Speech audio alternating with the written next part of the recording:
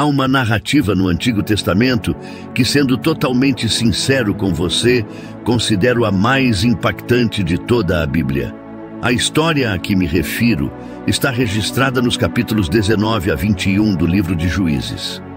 Embora muitos conheçam o capítulo 19, poucos se aprofundam na totalidade da narrativa.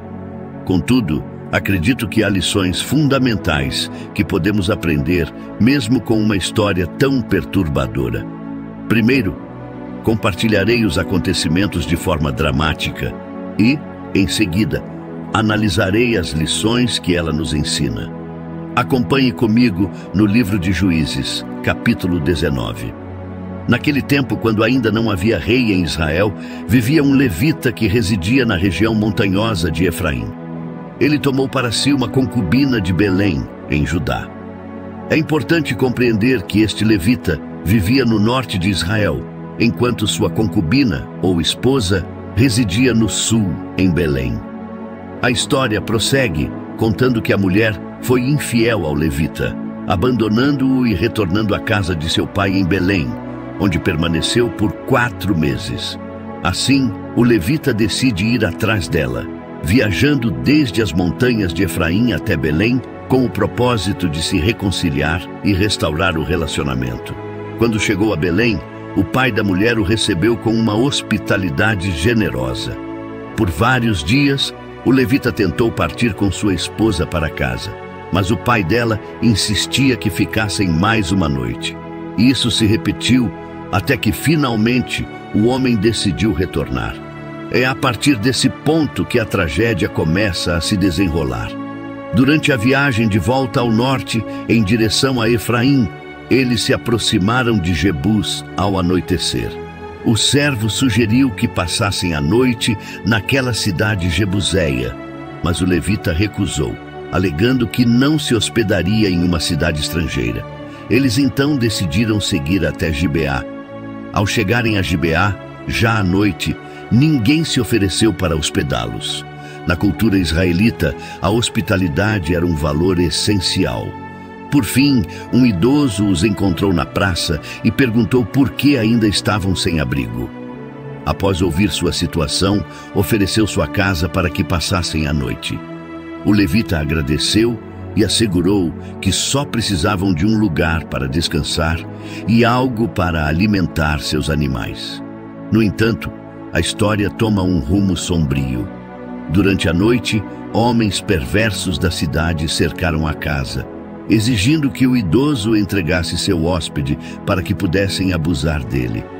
O idoso tentou convencê-los a desistir, oferecendo sua filha virgem e a concubina do levita, implorando que não cometesse tamanha atrocidade contra o homem.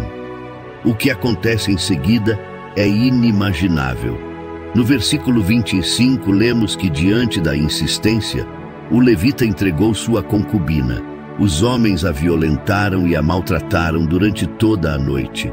Ao amanhecer, eles a abandonaram. Agora, entende por que destaquei que este vídeo pode ser inadequado para menores e que pode despertar lembranças dolorosas? Imagine o sofrimento dessa mulher, desonrada repetidas vezes. Finalmente, ela conseguiu retornar, exausta, até a porta da casa onde estava seu senhor, mas desabou ali, sem forças para entrar. Ao amanhecer, o levita abriu as portas para continuar sua viagem e encontrou sua concubina caída junto à entrada, com as mãos estendidas até o limiar. Quando ele ordenou que ela se levantasse, não houve resposta, pois a mulher havia morrido. O relato continua e, em um ato chocante, o levita levou o corpo dela para casa. Lá, ele pegou um cutelo, dividiu o corpo em 12 partes e enviou cada uma para diferentes regiões de Israel. Todos que viram ficaram perplexos, afirmando que nunca antes havia acontecido algo tão horrendo. Desde o êxodo dos israelitas do Egito, é importante refletir sobre este relato. Após o trágico acontecimento, o levita não apenas levou sua concubina para casa e a mutilou, mas também anexou uma carta a cada parte do corpo, enviando os pedaços às 12 tribos de Israel. Em cada carta, ele detalhou o ato atroz que os membros da tribo de Benjamim haviam cometido.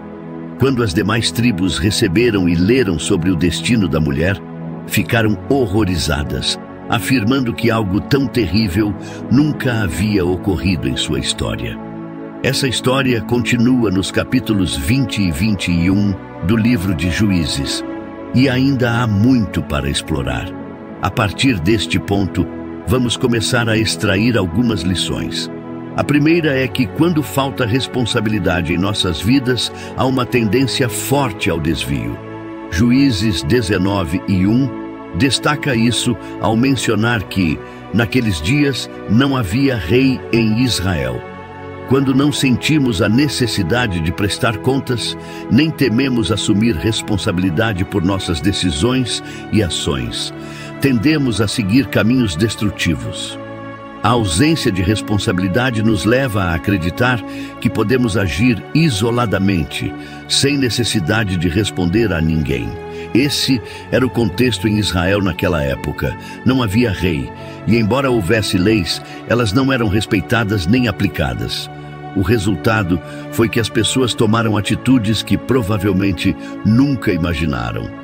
Essa falta de responsabilidade contribuiu para uma série de eventos inesperados e desastrosos. A segunda lição que quero destacar é a importância de tratar cada ser humano como portador da imagem de Deus. Na narrativa, o idoso demonstra uma visão equivocada ao afirmar que seria errado prejudicar o homem, mas que poderiam fazer o que quisessem com sua filha e a concubina do levita. Essa mentalidade reflete a crença de que a vida e a dignidade do homem tinham mais valor do que a de sua própria filha e da concubina. É fundamental que reconheçamos em cada pessoa a imagem de Deus, atribuindo a elas um valor inalienável. Isso nos leva a refletir sobre nossas atitudes, especialmente ao consumir conteúdos inadequados online, e a garantir que tratemos os outros com respeito e dignidade. A terceira reflexão que quero enfatizar neste vídeo é que, à medida que nos afastamos de Deus, nos tornamos mais suscetíveis a ações que nunca imaginaríamos cometer. Ao analisarmos o livro de Juízes como um todo, observamos uma nação que se afastava progressivamente de Deus. Os capítulos 19 a 21 representam o ápice desse distanciamento, mostrando o quão longe a nação havia se desviado. Essa narrativa serve como um alerta para todos nós. Se não mantivermos uma conexão próxima com Deus, podemos acabar nos desviando e fazendo coisas que antes nos pareceriam impensáveis. Estar próximo de Deus é essencial para evitar cair em tentações e pecados que em outro momento sequer consideraríamos. Infelizmente, a história se complica ainda mais no capítulo 20, quando eclode uma guerra civil entre as 11 tribos de Israel e a tribo de Benjamim, devido ao ato horrendo cometido por esta última contra um de seus próprios irmãos israelitas. Recomendo que leiam os capítulos 20 e 21 em detalhes, mas resumidamente, uma batalha colossal resulta na perda de milhares de vidas em ambos os lados. Ao final da guerra, restam apenas 600 homens da tribo de Benjamim. No capítulo 21, as outras 11 tribos começam a sentir compaixão pela tribo de Benjamim, preocupadas com sua possível extinção. Os 600 homens sobreviventes não têm mulheres de sua própria tribo para se casarem e perpetuarem seu povo. Essa compaixão, no entanto, gera um novo problema, pois temem o desaparecimento de uma das 12 tribos de Israel. Essa situação nos deixa uma quarta lição. Toda decisão errada que tomamos traz consequências inevitáveis. Apesar do grave erro inicial dos benjamitas, a decisão das outras tribos de lutar e matar foi uma escolha que agora gera consequências indesejáveis. Os benjamitas também enfrentam as repercussões de seus atos destrutivos. Cada decisão, seja boa ou ruim, traz consigo consequências que moldam nosso futuro. Frequentemente, somos obrigados a enfrentar as repercussões de nossas escolhas passadas. Esta narrativa destaca que, embora possamos escolher nossas ações, não podemos escolher as consequências que as acompanham. A história segue mostrando como os israelitas tomaram outra má decisão ao permitir que os benjamitas sequestrassem mulheres durante um festival, justificando essa ação para evitar quebrar um juramento anterior, no qual prometeram não entregar suas filhas aos homens de Benjamim. Esse evento ilustra como uma decisão errada geralmente leva a outra, criando uma sequência de consequências inesperadas e muitas vezes desastrosas. Assim, durante o festival, 200 homens de Benjamim sequestram mulheres que estavam dançando, levando-as consigo como esposas.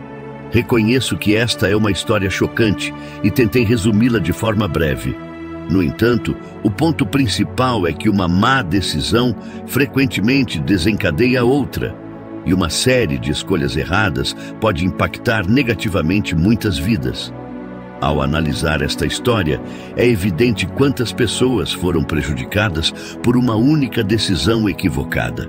Alguns homens de Benjamim enfrentaram consequências merecidas, mas a maior parte do povo benjamita, que não havia participado diretamente da transgressão inicial, pereceu na batalha. Além disso, o povo de Jabes-Gileade também sofreu perdas e suas mulheres foram arrancadas de suas terras, tornando-se vítimas dessas circunstâncias. Aqui está a quinta e última lição que quero destacar. Deus nos concede graça mesmo no meio de nossas decisões mais destrutivas. O livro de Juízes conclui relatando que os benjamitas, apesar de suas ações, conseguiram reconstruir suas cidades, habitar nelas e receberam uma nova chance. Cada israelita voltou para sua tribo e família, retomando sua herança. O último versículo do livro ressalta uma característica marcante daquela época. Naqueles dias, não havia rei em Israel. Cada um fazia o que achava certo aos seus próprios olhos. Essa frase resume todo o livro de Juízes, destacando a falta de uma liderança eficaz e as consequências de cada pessoa seguir seu próprio caminho. Assim, mesmo diante de decisões destrutivas, Deus manifesta sua graça ao permitir que a tribo de Benjamim se reconstrua. No entanto, é essencial compreender que, embora a graça exista, as decisões continuam trazendo consequências, muitas vezes imprevisíveis e incontroláveis. Se há algo que desejo que você leve deste vídeo, é que cada escolha que fazemos traz consequências, algumas das quais nem sequer podemos prever. Até mais.